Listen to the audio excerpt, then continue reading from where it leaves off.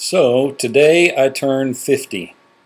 Really thought I would be much more grown up than this by now. I'm just as immature as I always was. I guess I just take longer to get up out of a chair. A lot of people have been asking me, so how does it feel to be 50? What are your thoughts and what do you want for your 50th birthday? So I've spent some time this morning just doing some introspection, looking back over 50 years, or at least what I can remember of them, thinking about the changes that I've seen through the last 50 years.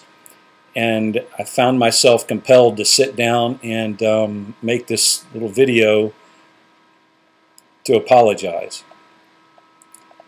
First, to the generation that's followed mine, the young 20-somethings, the college students, high school students, kids. On behalf of my generation, I apologize. I apologize for what we've done to the institutions of marriage and family and the idea of commitment and the price that you've had to pay because of that.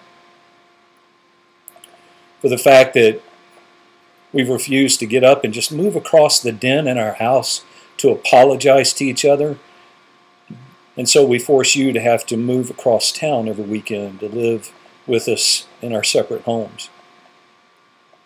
For the fact that instead of learning to deny ourselves and take up our cross as a generation, we've spent more time nailing our spouses to their crosses. We've taught you more about how to crucify somebody than how to carry your cross for them. You deserve more from my generation than that.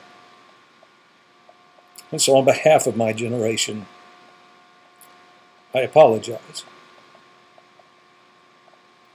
To the World War II generation especially, the senior adults that are in the generation before mine, on behalf of my generation,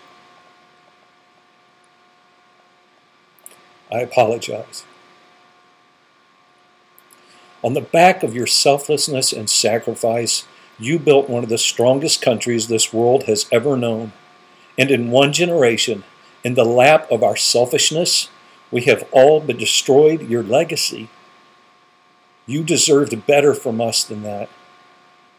And so on behalf of my generation, I apologize. To my generation. It stops here. I'm asking us to draw a line in the sand of our legacy today.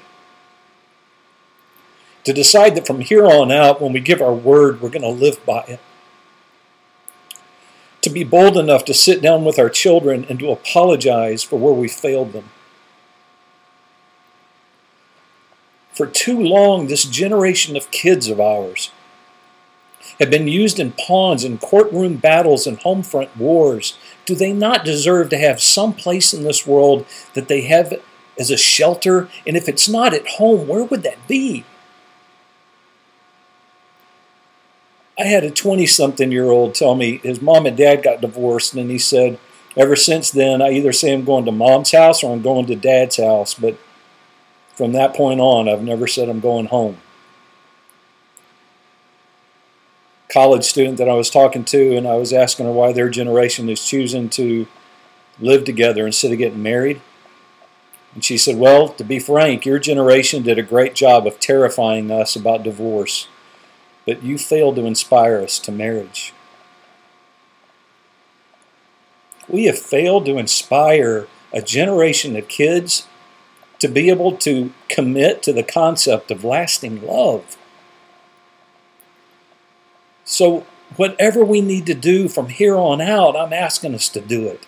To be brave enough to accept responsibility for what we've done. And I know that not everybody has been a part of that. And I'm certainly not saying this to condemn every person in my generation that's gone through the horrible pain of divorce. My heart breaks for you. As I've watched some of my own closest friends go through that, I wouldn't wish that on anybody. But as a generation, is this really the legacy we want to leave? So maybe today, if you just go And let your kids see you loving on their mom and dad. If you called up an ex and forgave them. If you sat down with your kids who have seen their home broken, and you gave them permission to share their hurts,